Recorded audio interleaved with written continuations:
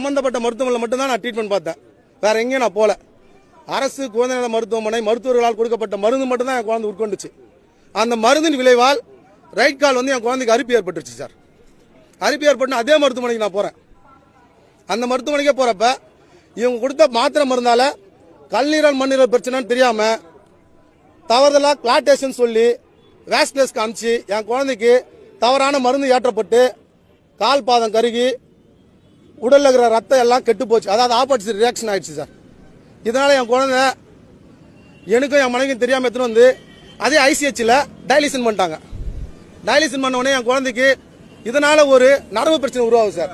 Fix வருது.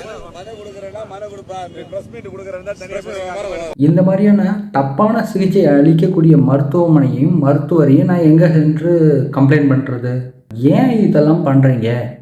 23,000 கோடி 24,000 கோடி வருஷம் ரிலீஸ் பண்ணுறீங்க சுகாதாரத்துறைக்கு. அதை வச்சு என்ன பண்ணுறீங்க அப்படிங்கிறது தான் என்னோட கேள்வி.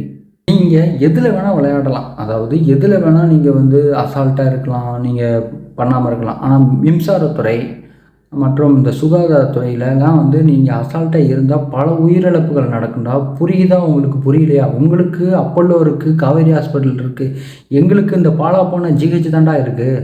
புரிஞ்சுக்குங்கடா.